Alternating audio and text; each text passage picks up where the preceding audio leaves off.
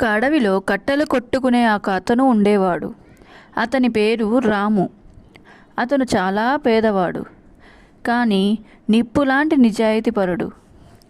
ఒకరోజు చెమట తుడుచుకుంటూ, అబ్బా, ఈరోజు ఎండ చాలా ఎక్కువగా ఉంది. ఈ నది ఒడ్డున ఉన్న చెట్టు కొమ్మలు నరికితే సాయంత్రానికి సంతలో అమ్ముకోవచ్చు అని రాము అనుకుంటాడు. రాము ఒక చెట్టు ఎక్కి కొమ్మను నరకడం ప్రారంభించాడు. అకస్మాత్తుగా గొడ్డలి చేతిలో నుంచి జారి నదిలో పడుతుంది. అప్పుడు రాము కంగారుగా, అయ్యో, నా గొడ్డలి నీళ్ళలో పడిపోయింది. ఇప్పుడు నేను ఏం చేయాలి? నా దగ్గర ఉన్న ఒకే ఒక్క గొడ్డలి అది అని నది ఒడ్డున కూర్చొని తల పట్టుకొని ఏడుస్తాడు. దేవుడా, నన్ను కాపాడు అని బాధపడుతూ ఉంటాడు. అలా రాము బాధపడుతుంటే నదిలో నుంచి ప్రకాశవంతమైన కాంతితో గంగాదేవి ప్రత్యక్షమవుతుంది. అప్పుడు దేవత రాముని చూసి, నాయనా రాము, ఎందుకు ఏడుస్తున్నావు? నీకు వచ్చిన కష్టమేమిటి అని అడుగుతుంది.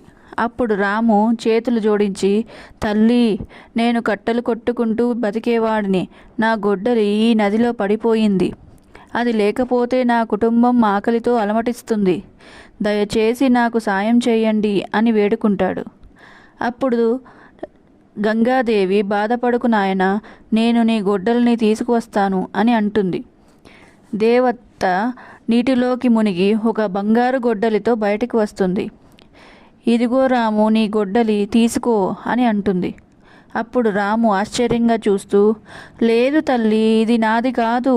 ఇది చాలా మెరుస్తుంది. ఇది బంగారు గొడ్డలిలాగా ఉంది. ఇది నా గొడ్డలి కాదు అని రాము అంటాడు. అప్పుడు దేవత మళ్ళీ మునిగి వెండి గొడ్డలితో వస్తుంది. ఇదిగో రాము, ఇది నీదేనా చూడు అని అడుగుతుంది. అప్పుడు రాము, కాదు తల్లి, ఇది కూడా నాది కాదు. ఇది వెండి గొడ్డలి. దేవత మూడోసారి మునిగి రాము యొక్క ఇనుపగా గొడ్డలిని తెస్తుంది.